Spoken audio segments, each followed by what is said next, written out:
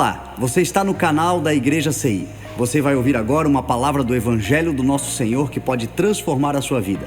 Antes de liberar o vídeo, eu quero pedir para que você se inscreva no nosso canal e compartilhe, para que mais vidas sejam abençoadas. Agora sim, o vídeo será liberado. Que Deus te abençoe. Diz assim a palavra do Senhor: se não for o Senhor, o construtor da casa, será inútil trabalhar na construção. Se não é o Senhor que vigia a cidade, será inútil a sentinela montar guarda. Será inútil levantar cedo e dormir tarde, trabalhando arduamente por alimento. O Senhor concede o sono àqueles a quem Ele ama. Amém? Tem alguém com sono aí? Aleluia. Pai, obrigado, Senhor, pelo Teu amor, pela Tua fidelidade, pela Tua alegria, Senhor, em nós, que nos fortalece. Obrigado, Senhor, por mais um mês que se inicia, onde tantos amaldiçoam, dizendo que é o mês do desgosto. Nós profetizamos, dizendo que é agosto de Deus. E agosto de Deus é bom, é agradável e é perfeito. Então que este seja um mês, Senhor, da extraordinária e abundante, escandalosa graça sobre nós. O favor do Senhor sobre a igreja, o amor do Senhor manifestado em bondade, em misericórdia, em provisão, prosperidade, saúde e bem-estar sobre nós, Senhor. E é a Tua palavra que nos conduz a esse lugar de vitória. E na Tua palavra, Senhor, nós sempre depositaremos a nossa esperança. Essa igreja é sustentada pela Tua palavra, edificada sobre a Tua palavra. E por mais uma vez, Senhor, nós dependemos dela e clamamos a ela, a revelação do Teu Espírito em nossos corações, em nome de Jesus. Amém, amém e amém. Amém? Essa semana o que está no meu coração é uma reflexão sobre a celeridade, a velocidade, a multiplicação acelerada da ciência, da tecnologia.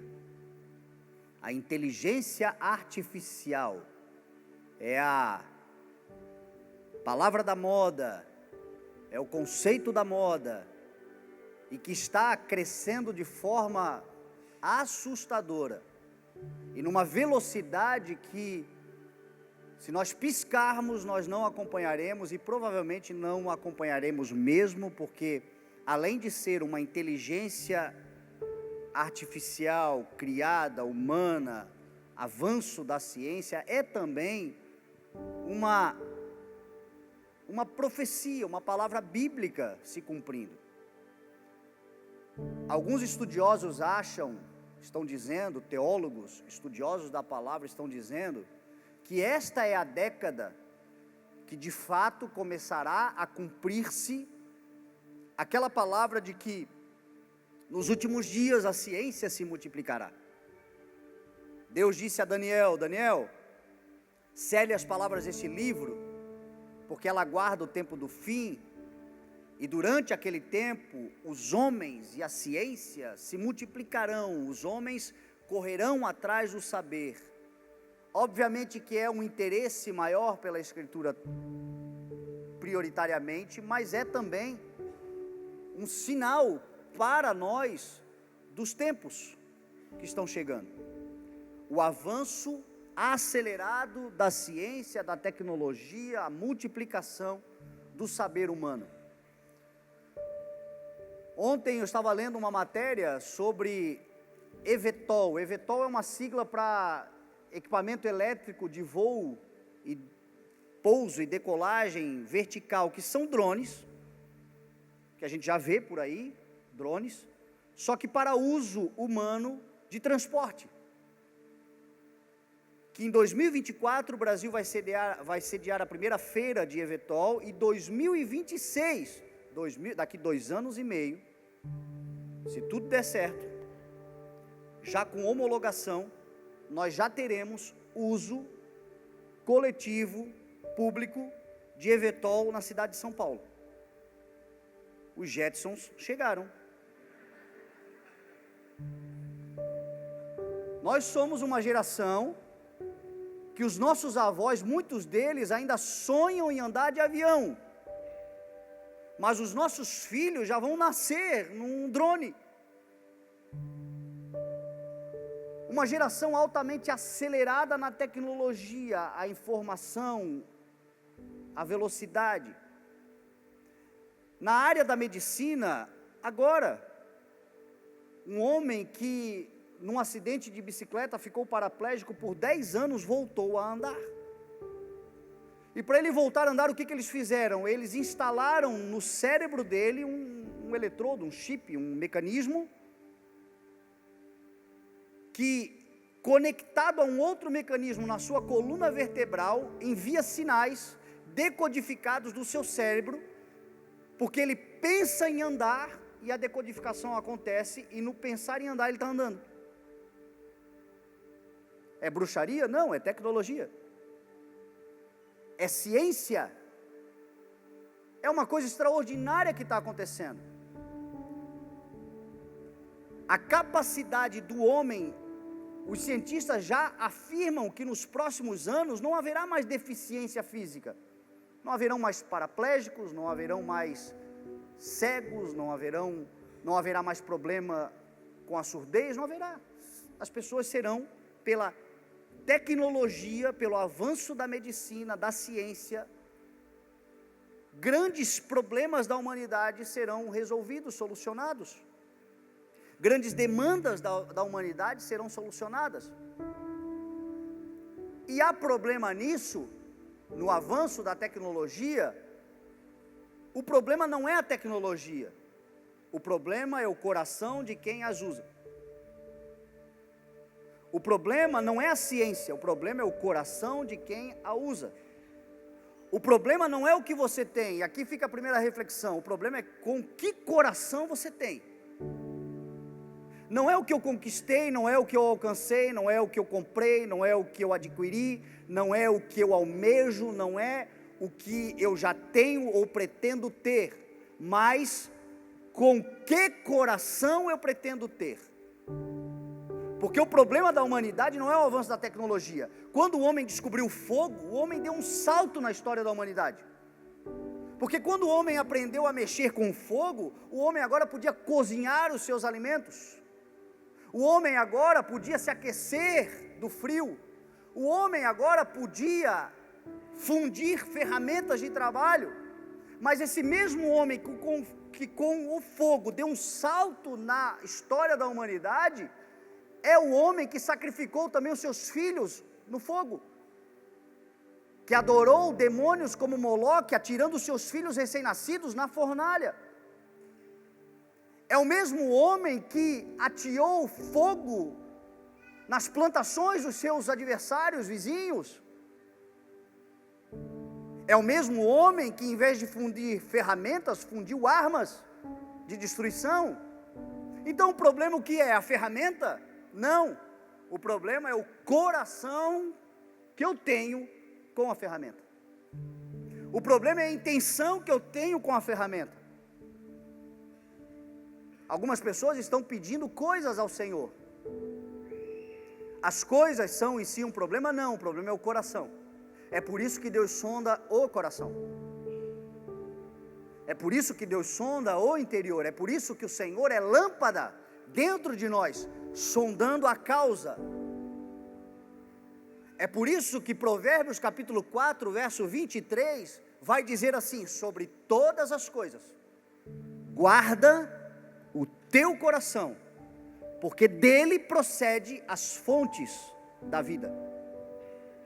Sobre todas as coisas, sobre qualquer coisa, sobre tudo, guarde o coração, a intenção, a mentalidade, a razão de ser, o pra que ter, porque dele depende as fontes da vida. Jesus Cristo falou que os últimos dias serão dias semelhantes aos dias de Noé. E os dias de Noé, os homens viviam comendo, bebendo, casando-se, dando-se em casamento, até que veio o dilúvio, levou a todos. Eles não perceberam. Eles andavam preocupados com a sua vida, com o seu dia a dia, comendo, bebendo, construindo, edificando, casando-se, dando em casamento. Nos dias de Noé havia um fenômeno que nos dias de hoje não acontecem, pelo menos eu acredito que não mais, que era uma hibridização, uma simbiose entre os filhos de Deus, os Benai Elohim, e as filhas dos homens.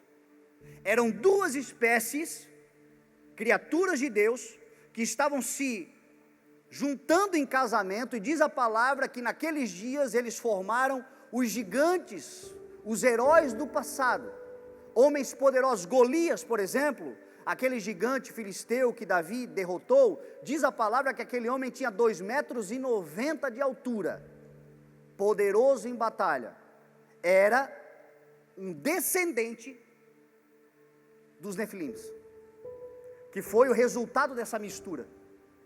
Jesus disse que nos últimos dias haverá novamente homens casando-se, dando em casamento. Agora, o que nós estamos observando é que esta mistura não será entre duas espécies de criação, mas será uma simbiose entre homem e máquina. Nós veremos, num futuro não muito distante, humanoides. A tecnologia já existe.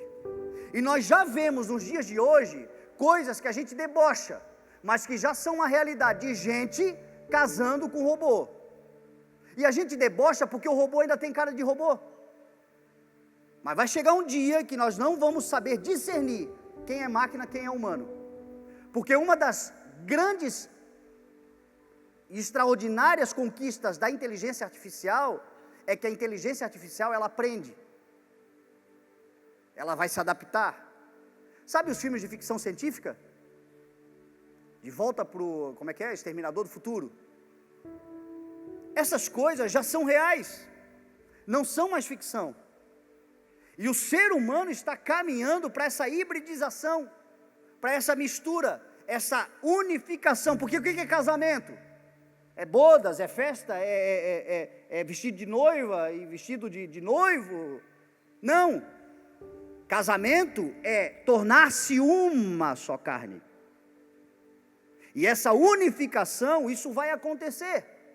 E Jesus disse que este é um dos sinais que antecederão a sua volta. Nós já estamos vendo isto.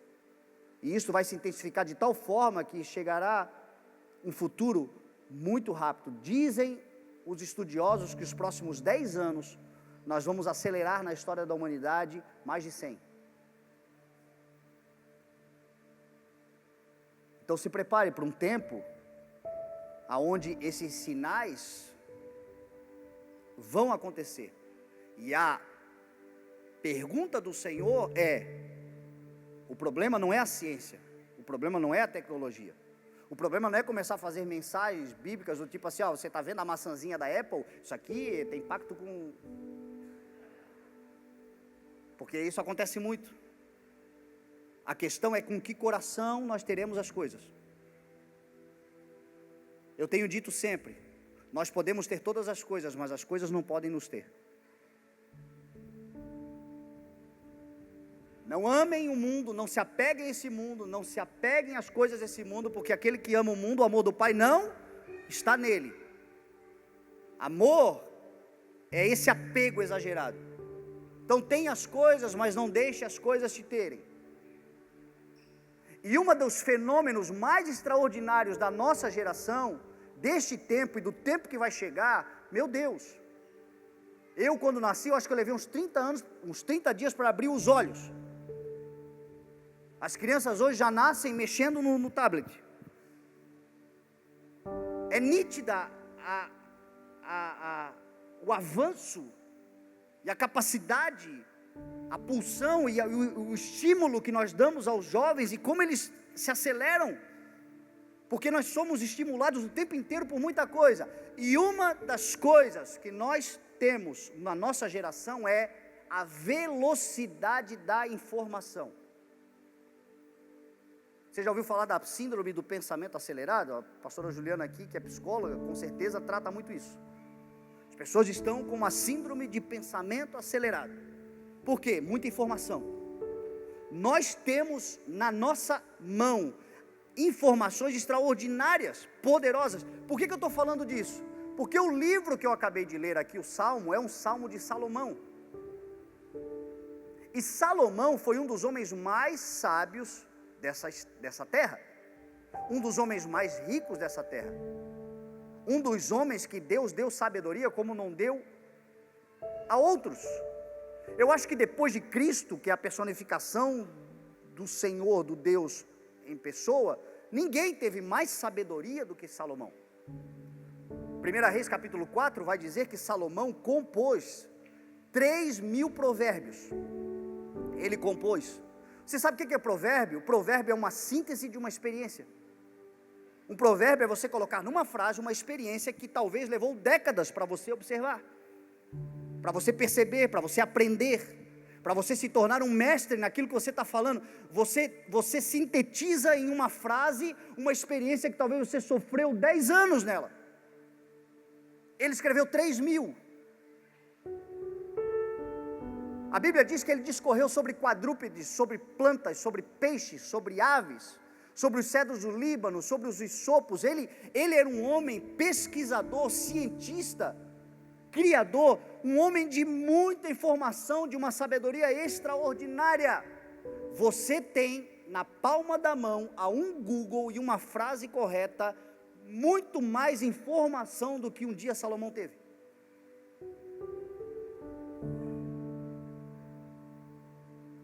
Não se compara o que nós temos de informação.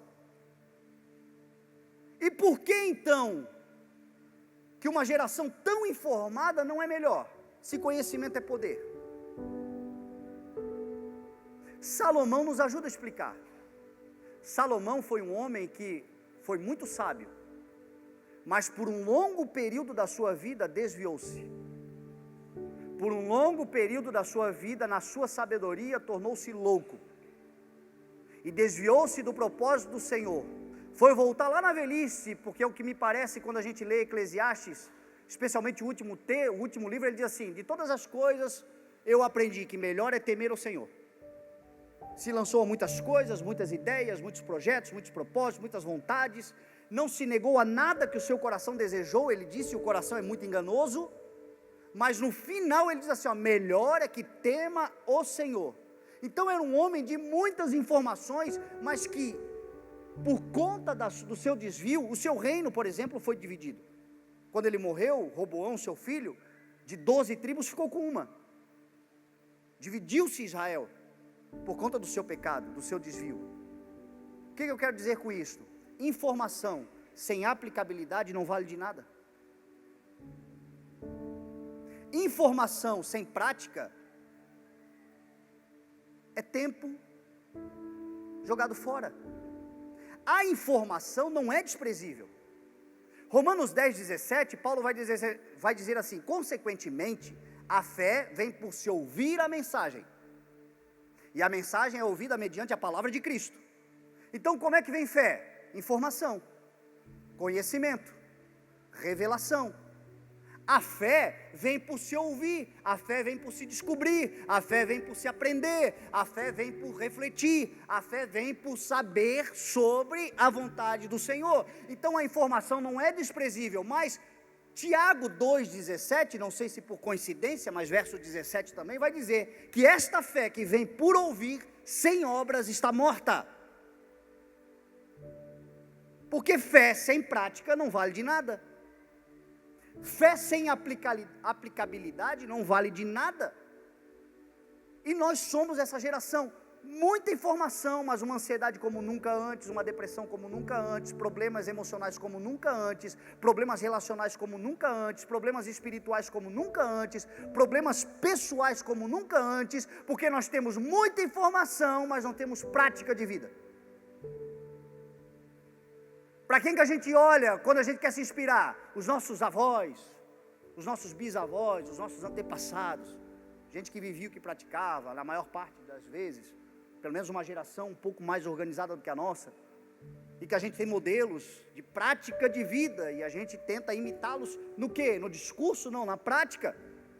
Porque o poder está na aplicabilidade do que se ouve e se aprende e se crê pela fé, quando colocado em prática se torna obras, e as obras é que são frutos, e é isto que nós vemos o poder de Deus. A mensagem aqui dentro é só um conceito, a mensagem quando se expande, quando sai, quando se aplica, se torna então o poder de Deus. O que eu estou pregando para você é o Salmo de número 127. Esse salmo é um salmo que eu reflito há pelo menos 12 anos. Nesses 12 anos, eu não preguei uma vez, eu não preguei duas, eu não preguei 5, eu não preguei 7. Eu preguei provavelmente pelo menos uma vez por ano. Então, talvez o que eu vou te dizer aqui, eu já tenha te dito, você já saiba. É mais informação, é fortalecimento da informação, é confirmação da informação. Mas muda a vida de quem? A vida de quem pega a informação e põe na prática. O que Jesus disse em final de Mateus 7? Aquele que ouve e pratica a minha palavra é semelhante ao homem prudente que construiu a sua casa sobre a rocha. Aquele que ouve e não pratica é semelhante ao homem que construiu a sua casa sobre a areia. Qual é a diferença dos dois? Prática.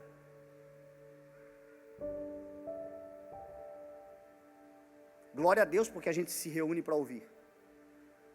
Mas alguns vão sair daqui e vão praticar. E é a prática que vai transformar a vida. E a gente vê uma geração correndo atrás da próxima conferência, do próximo curso, do próximo treinamento, do próximo isso, do próximo aquilo, e muita informação, e uhul, e emoção, e alegria, mas na prática não muda, porque pega todo esse conceito, esse ensino, e não coloca, o dia mundial do começar é amanhã.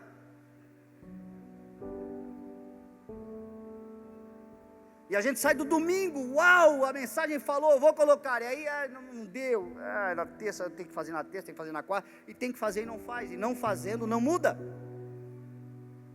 E o que o Senhor quer de nós é, entenda a revelação, pratique, entenda o conhecimento, coloca em prática, entenda a informação, coloca ela para acontecer, e você vai ver o poder de Deus se manifestando na sua vida. É aquilo que é semeado na terra, é a semente semeia de forma natural. Eu ouvi de forma racional, eu ouvi de forma intelectual, eu ouvi de forma natural, mas o poder sobrenatural e espiritual é quando eu pratico a mensagem, eu vejo o poder que ela tem. Quando eu ouço a mensagem, eu me emociono. Quando eu ouço a mensagem, eu tenho valores, porque a mensagem é valiosa. Quando eu pratico a mensagem, eu tenho poder, porque ela se torna poderosa. O que nós temos aqui é uma informação. Qual é a informação? Se o Senhor não for o construtor da casa, inútil será trabalhar na construção dela. Se não for o Senhor quem está construindo a casa, inútil é trabalhar. Se não for o Senhor que vigia a cidade, inútil será a sentinela montar guarda. Inútil será levantar cedo e dormir tarde, trabalhando arduamente por alimento. 3 vezes você vai ver a palavra inútil, ou em vão, ou de nada vale, depende aí da tua versão em português. Mas as 3 vezes a palavra que aparece é a chave. SHAV, uma palavra do hebraico que significa nulidade, vacuidade, falsidade, não vale a pena. Se o Senhor não for o construtor da casa, não vale a pena construí-la. Então, em nome de Jesus, se você hoje estiver construindo algo que está fora do Senhor, eu te dou um conselho: abandone essa obra. Se você está construindo algo hoje que não está no Senhor, que não parte do Senhor, que não é vontade do Senhor, por mais que você já tenha edificado muita coisa, deixa eu te dar um conselho: abandona esta obra. Porque Jesus disse: se bater uma chuva, se bater um vento, se transbordar um rio, se der um terremoto, vai cair a casa. Eu não sei a idade aí da maioria do povo, eu tenho 42 anos, não é tanto assim, mas já é o suficiente para descobrir que não existe vida sem tribulação. Eu não conheço uma vida sem problema. Na minha vida eu já tive algumas, uma bem grave e outras tantas, e sabe-se lá o que virá pela frente, e não é nem maldição lançada sobre a minha vida, é lógica, é obviedade. Vida é atribulada, existir é sofrer. Nesse mundo tereis aflições. Não há como passar por essa trajetória de vida sem tempos tempestuosos, sem problemas e adversidade. Então, eles virão. Quando eles vierem, vai abalar estruturas. Quando as estruturas forem abaladas, o que não tiver em Cristo vai cair. Lógico. Você pode construir, você pode começar, você pode edificar, você pode fazer uma casa linda, você pode terminar o telhado, você pode estar dentro dela, e você está usufruindo, uau, que coisa extraordinária, mas se não estiver no Senhor, quando tiver uma tempestade, vai cair com você dentro. Porque se o Senhor não for o construtor da casa, inútil é trabalhar na construção dela.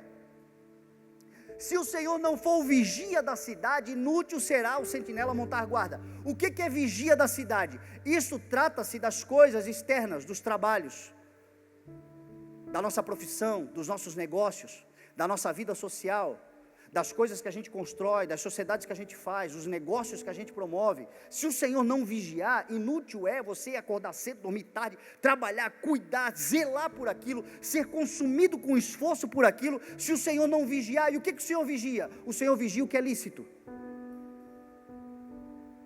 O Senhor vigia o que é declarado. O Senhor vigia o que é dado a cada um de acordo com o seu dever. O Senhor vigia aquilo que está dentro de princípio, o Senhor vigia aquilo que é correto, o Senhor vigia aquilo que é honesto, o Senhor vigia aquilo que é justo. É isso que o Senhor vigia. Aquele que estabelece o que é correto, aquele que trabalha com dignidade, aquele que dá a cada um que lhe é devido, se imposto, imposto, se tributo, tributo, se honra, honra, aquele que faz a vontade do Senhor, trabalhando pelo seu pão de cada dia, mas confiando que está trabalhando com diligência, com honestidade, com sinceridade. Já vi muita coisa nessa terra, mas eu nunca vi um justo desamparado, nem a sua descendência mendigar o pão, é o que está escrito. Porque o Senhor vigia, o Senhor zela, o Senhor monta guarda, os anjos do Senhor acampam ao redor daqueles que o temem e os livra.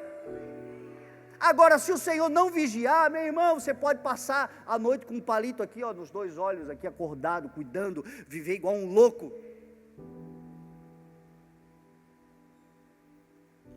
Alguém vai passar a perna lá na frente e a casa vai cair.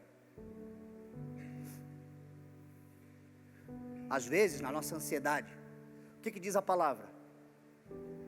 Querendo ficar ricos, desviaram-se da fé e se atormentaram de muitos sofrimentos. Prosperidade é uma promessa, você crê em nome de Jesus? Prosperidade é uma promessa.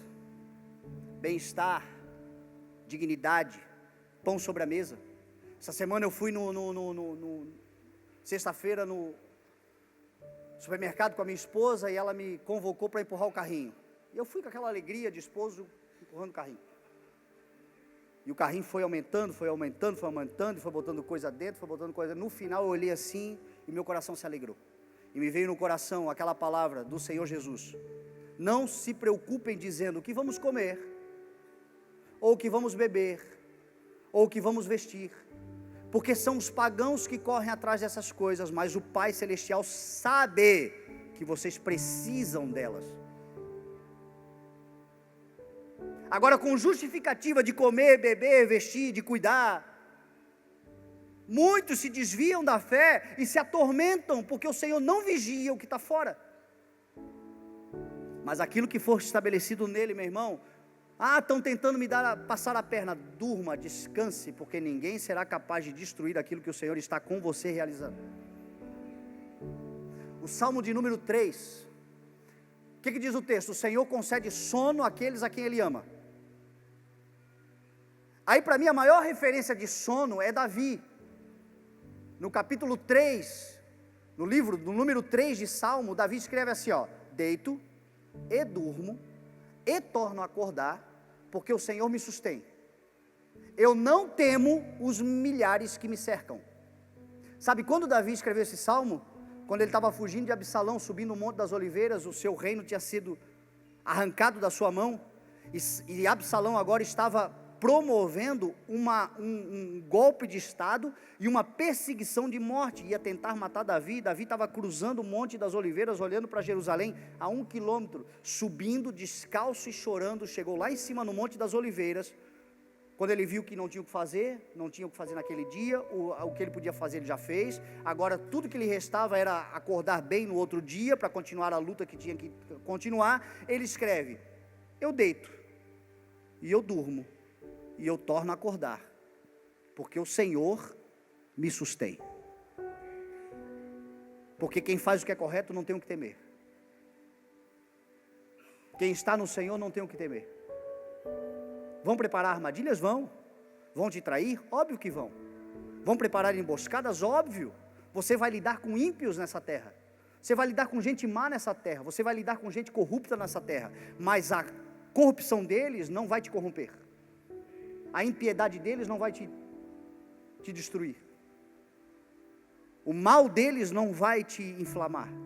Você vai continuar no Senhor, porque o Senhor te sustém, em nome de Jesus. O Senhor nos sustém, e o Senhor é o zeloso guarda, o guarda de Sião não tosquenejará. Deus do nosso lado nem pisca. Essa informação é valiosa, mas se praticada você vai ver que é poderosa também. Se o Senhor não for o construtor, eu estou construindo em vão. Casa tem a ver comigo, casa tem a ver com quem eu sou, casa tem a ver com a minha individualidade, casa tem a ver com o particular de Deus em mim. Eu sou, você é, nós somos casa de Deus, a habitação do Espírito Santo. Se o Senhor não for o construtor dessa casa, inútil será trabalhar na construção. O que eu estou me tornando? É o Senhor que está fazendo? Eu costumo sempre dizer, e eu reflito muito nisso, quando eu vou fazer alguma coisa, eu penso comigo, eu pergunto a mim, às vezes em voz alta, eu falo mesmo, que é para ficar bem esclarecido: Jesus faria o que eu estou querendo fazer? Jesus falaria o que eu estou falando ou pensando em falar? Jesus Cristo, no seu ensino, participaria disso? É a pergunta que eu me faço quando eu começo a construir qualquer coisa interior, porque nós estamos num processo de construção, nós estamos num processo de edificação. Uma casa espiritual está sendo edificada, e se o Senhor não for o construtor, é inútil, vai desabar na primeira tribulação. E não existe nada, meu irmão, não existe nada mais frustrante do que você trabalhar, se esforçar, fazer, realizar, construir, e no final perceber que foi inútil. Tempo perdido, tempo jogado fora. A maior frustração quando a gente percebe a inutilidade não é com os outros, é conosco. Meu Deus, como é que eu não vi isso? Gastei, perdi tempo da minha vida nesse negócio, perdi tempo da minha vida nesse propósito, perdi tempo da minha vida nessa sociedade, perdi tempo da minha vida nesse relacionamento. Eu construí algo em mim e o Senhor nunca teve nisso. Olha a inutilidade. E aí você leva tempo agora para se reorganizar, e algumas pessoas ainda ficam com uma frustração, que muita oração, jejum, intercessão, palavra, ensino, para poder tirar essa seta inflamada por causa da inutilidade de ter construído algo fora do Senhor. Se o Senhor não for o construtor, é inútil, é vácuo, é falso, é moralista, mas não é moral, é jogar tempo fora. E o Senhor está construindo uma casa. Aí vem Paulo em 1 Coríntios capítulo 3 e nos mostra mais ou menos como é que procede a construção de uma casa. Uma casa começa por onde? Pelo fundamento. Uma casa começa pela estruturação do fundamento, procurando o quê? Um bom solo. O meu sogro é construtor, e o meu sogro, quando compra terrenos para fazer prédios, ele manda fazer uma análise de solo. Antes de construir qualquer coisa, faz uma análise de solo, para ver se o solo vai suportar as edificações enormes que ele constrói. E tem análises que ele faz, que ele precisa perfurar 70, 80, 100 metros, para baixo até encontrar rigidez, para então poder se estaquear um prédio de 60 andares. E se não fizer análise de solo, simplesmente construir em cima, é areia. E se for areia, vai tombar. Então a análise precisa ser feita. Aí Paulo vem e diz o seguinte: ninguém pode pôr outro alicerce além daquele que já está posto, que é Cristo. Vai construir? Construa sobre Jesus. Construa sobre o ensino de Jesus. Construa sobre a palavra de Jesus. Construa sobre a promessa de Jesus. Construa sobre a liberação de Jesus. Ninguém pode pôr outro alicerce além daquele que já está posto, que é Cristo Jesus. Ou é Jesus, ou é furada. Vai construir a tua família sobre Cristo. Vai construir a tua profissão sobre Cristo. Vai construir o teu ministério sobre Cristo. Porque até ministérios hoje têm se afastado de Jesus. Ou é sobre Jesus, ou vai cair. Aí vem Paulo e diz assim: se alguém agora, botando o alicerce que é Cristo, não pode ser outro, constrói sobre esse alicerce usando ouro, prata, pedras preciosas, madeiro, feno ou palha, a sua obra será mostrada, porque o dia atrará a luz. Chegará um dia em que todos nós estaremos diante do Senhor. Esse dia é o dia do Senhor, onde nós nos apresentaremos diante do Senhor com as nossas obras. E aquilo que ele construiu, diz a palavra, será revelado pelo fogo, que provará a qualidade da obra de cada um. Repita comigo: qualidade. Qualidade é excelência. Pode falar, qualidade é excelência. E excelência é fazer o melhor com o que eu tenho. Você sabe que preguiçoso e avarento não herdará o reino de Deus. E você sabe o que é ser preguiçoso e ser avarento? Preguiçoso e avarento é aquele ou aquela que, podendo ser, não se torna. Quem é o preguiçoso? É o que gosta de dormir um pouquinho mais? Não, é o que, podendo ser, não se torna. Quem é o avarento? É o mão de vaca? Não, é aquele que, podendo ser, não se torna. Quando a palavra vem e diz assim, cada um construirá usando ouro, prata, pedras preciosas, o Senhor não está dizendo que um é mais importante do que o outro, porque o Senhor sabe que cada um tem uma capacidade. No ramo imobiliário, você sabe que na construção de casas, por exemplo, existem casas populares, existem casas de classe média, existem casas de luxo e alto padrão, e tem gente que, por conta da sua condição econômica, não vai ter condições de comprar uma casa de alto padrão, mas pode fazer uma excelente casa popular. Tem casa de pau a pique, de chão de barro, que se você entrar nela, você vê mais excelência, amor, dedicação na construção, do que uma casa de alto padrão, que muitas vezes é banquete com guerra, com divergência. Agora, podendo fazer, faça. A questão aqui não é se você tem que se comparar com alguém ou não, porque você é incomparável. Eu não sei se o Senhor te deu ouro, prata, pedras preciosas, madeira, feno ou palha. Eu não sei o que você tem na mão, mas com o que você tem na mão se torne. Com o que você tem na mão, faça. Porque o problema do Senhor não é a incapacidade, o problema do Senhor é a negligência. Quando o Senhor diz, a um deu 5 talentos, a outro deu 2, a outro deu 1, todos eles tinham talentos. Um talento é aproximadamente 95 quilos de ouro. Um talento é pouca coisa? Não, mas o cara enterrou. E qual é o problema do Senhor com ele? O problema é que ele tinha capacidade de ganhar pelo menos 2, mas ele enterrou o dele. Qual é a maior oferta da Bíblia? A oferta de uma viúva, que Jesus estava no gasofilácio observando o coração daqueles que ofertavam. E muitos ricos, diz a palavra assim, os ricos viam e davam grandes quantidades daquilo que lhes sobrava. Olha só, Deus não se impressiona com a quantidade, Deus se impressiona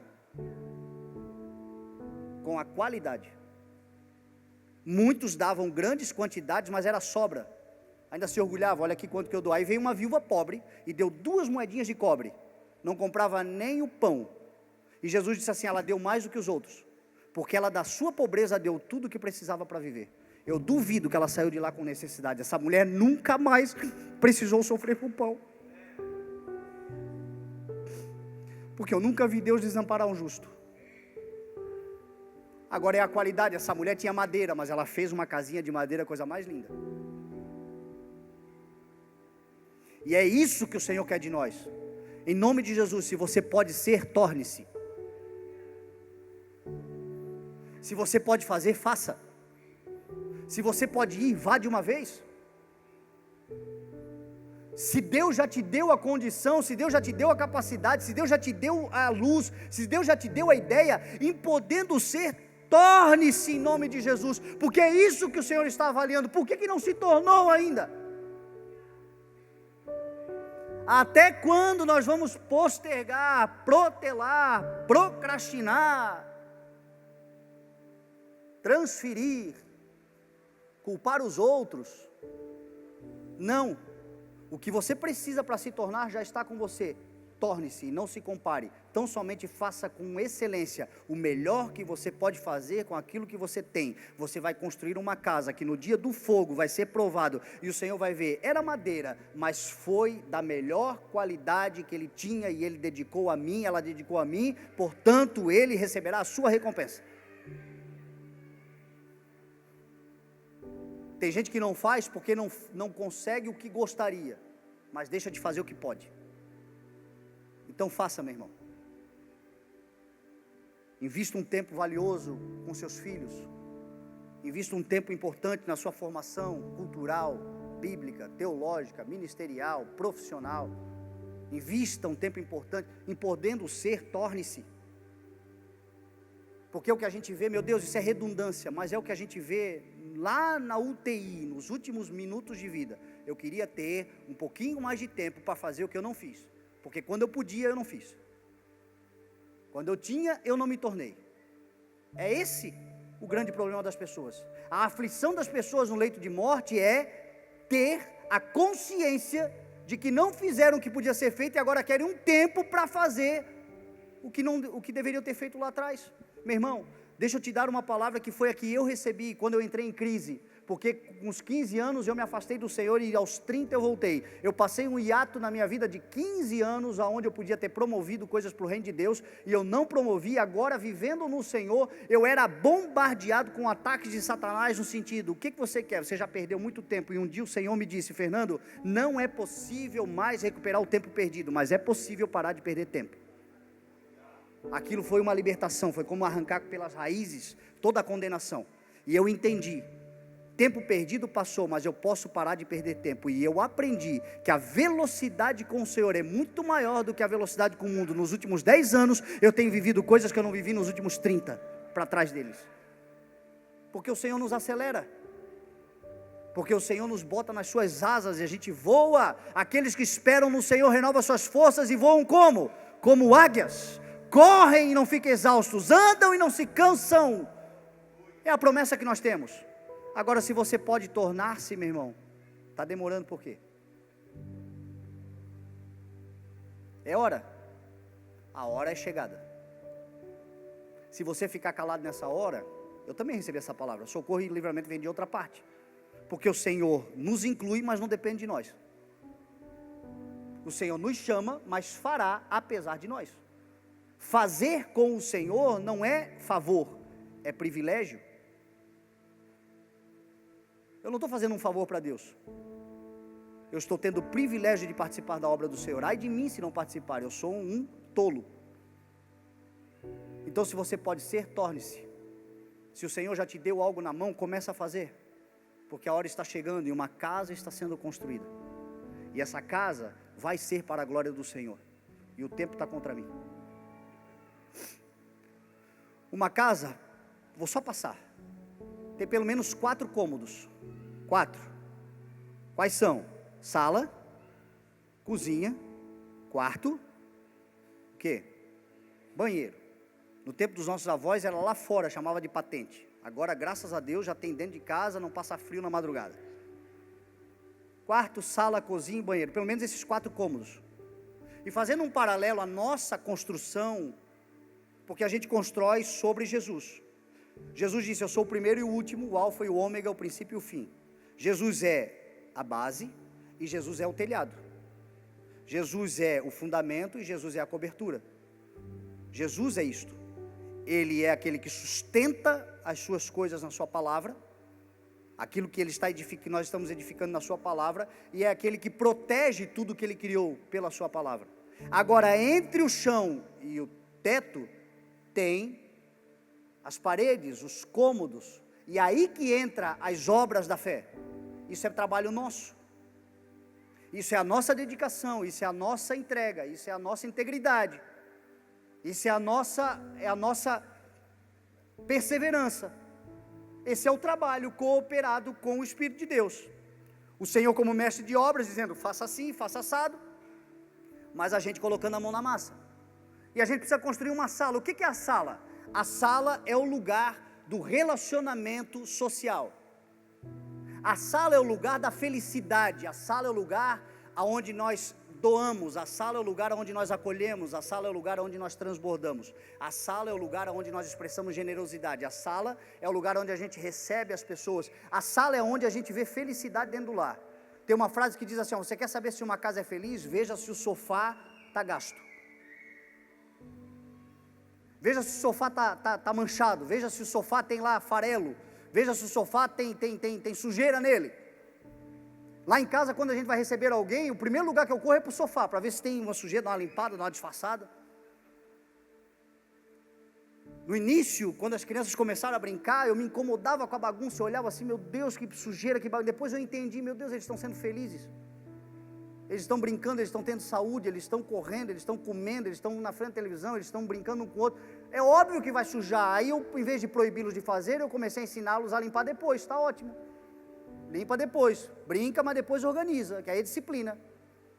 Mas uma casa que tem um sofazinho intocável é uma casa infeliz, meu irmão. Onde é que as pessoas se relacionam? Onde é que a gente compartilha? Lá em casa tem a sala é conjunta, a sala de estar com a sala de jantar. E é o lugar onde eu recebo pessoas, é o lugar onde eu deito no chão, onde os amigos chegam, é o lugar onde eu dou, é o lugar onde eu me manifesto com generosidade, é o lugar onde nascem ideias, é o lugar onde a gente compartilha. E diz a palavra que há maior felicidade em dar do que receber. Muito da angústia e da infelicidade das pessoas hoje é o egoísmo. É um povo que não se doa. Bota uma coisa no teu coração: tudo que Deus te der não é só para você. Ou você transborda ou você morre. Ou você divide ou você não multiplica. Ou você doa ou você é infeliz. E é nessa sala, é nesse lugar que a gente constrói. Um outro lugar importante é a cozinha. A cozinha é o lugar da harmonia familiar. A cozinha é o lugar da unidade dos da casa. É o lugar onde a gente identifica a harmonia. Lá em casa, por exemplo, quando a minha mulher está na cozinha, a gente está de bem, está tudo certinho, eu passo, dou um tapa na bunda dela, dou uma encoxada. Ela briga comigo, mas ela gosta. E se eu não fizer, ela estranha. As crianças estão em volta também, pedindo comida, pedindo não sei o quê, estão ali. Quando a gente está todo mundo em harmonia, está todo mundo espremido na cozinha, que a cozinha lá em casa é pequena. Nós temos uma sala grande, com uma mesa grande, e a mesa da cozinha, cabe nós 4, 5 espremidos. E quando está tudo muito bem, a gente dá um jeito de se espremer, nós ali, para a gente conversar. É a harmonia da casa, a cozinha é isso. O que adianta você estar servindo os de fora, fazendo só o trabalho, o ativismo, sem relacionamento com os seus? Tem que ter esse equilíbrio, meu irmão. Vai viver na igreja de segunda a segunda, no trabalho de segunda a segunda, e os teus? E a construção da tua família? E os valores dos teus? Aqui na igreja, quando eu vejo pastor, membro, cooperador, muito tempo enfiado aqui dentro, eu digo: ei, vaza, vai cuidar um pouquinho dos teus. Porque me incomoda o ativismo. Eu sei o que é ativismo religioso dentro de casa. E eu sei o quanto prejudica uma família. E aí as pessoas são 8 ou 80, ou elas são ativistas ou elas são negligentes. Não, é equilíbrio. Tenha uma sala grande, receba muita gente, se dedique ao trabalho, gaste tempo no esforço daquilo que você está construindo, mas não se esqueça que na hora de usufruir é com os teus. Depois é o quarto é o lugar da intimidade, do relacionamento profundo, o quarto é o lugar do secreto, o quarto é o lugar onde o marido e a mulher conversam sobre as coisas do casal, da casa, dos projetos. O quarto é o lugar onde 2 de vós ligando alguma coisa será ligado nos céus. O quarto é esse lugar, e a gente precisa ter um lugar de relacionamento com Deus. Jesus disse que o quarto é o lugar nosso de oração ao Senhor. Outro dia eu preguei, o quarto deveria ser o lugar mais santo da nossa existência, e muitas vezes é o lugar mais promíscuo da nossa vida. Tem gente que não entendeu, é tão religioso que entra num lugar como esse, faz até sinal da cruz. O lugar é santo, acha um sacrilégio, tira boné, mas em casa, no quarto, é só porcaria. Não, meu irmão, o quarto é o lugar mais santificado da nossa vida, e a gente precisa ter um quarto aqui dentro, um lugar secreto com o Senhor, aonde o Senhor entra, fecha a porta, e nós em secreto com o nosso Pai nos relacionamos intimamente. É aqui que vem revelações profundas, que não são públicas, mas que tem a ver com a tua individualidade, espiritualidade e relacionamento pessoal com Deus. A gente precisa ter nessa construção. Cadê os nossos devocionais? Cadê o nosso momento com o Senhor? É só mais uma informação que você já sabe. Talvez você diga: ai meu Deus, é verdade, meu devocional, é verdade, meu relacionamento particular, desligar o telefone, ter um momento, 1 hora que seja. Jesus disse assim: nem por 1 hora vocês conseguem vigiar comigo? Nem 1 horinha do teu dia você consegue estar comigo? É informação, mas só se torna poderosa quando aplicada. Ontem nós falávamos sobre o meu avô, o Iá, que já partiu para a eternidade, e o ministério de oração que ele tinha, que 3 vezes por dia, pelo menos 1 hora, era comum. Eu chegava na casa dele de manhã, ele estava lá na cadeirinha dele orando, à tarde ele tinha um momento dele, à noite um momento dele, e era assim, joelho no chão, falando com Deus, 1 hora.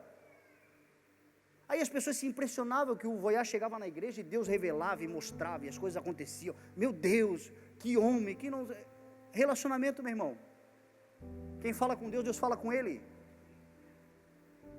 Não tem oração sem resposta, não tem. Deus é um Deus que criou o homem para quê? Para se relacionar com ele. A vontade do Senhor em criar a humanidade foi se relacionar com ela.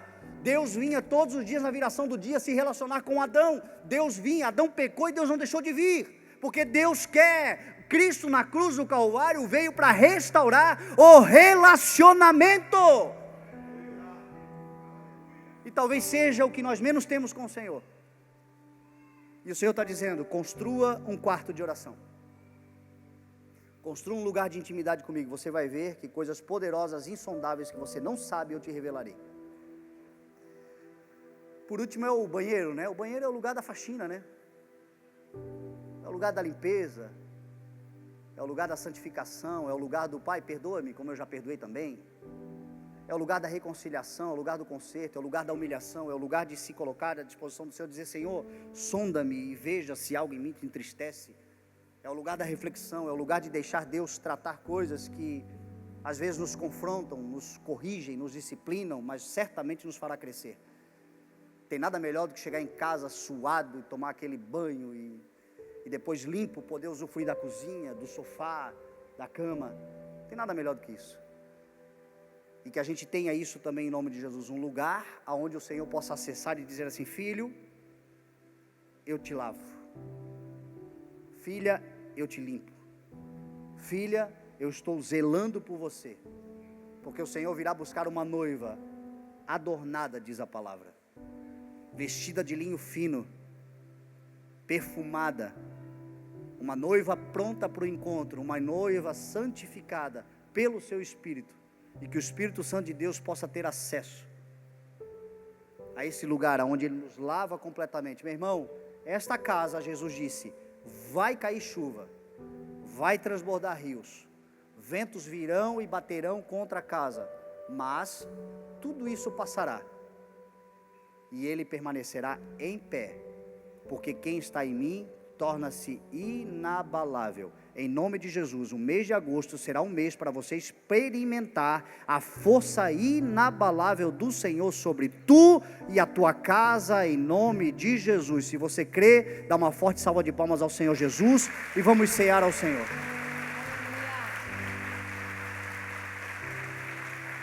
Porque a ceia do Senhor é a lembrança que nós temos chão e nós temos cobertura.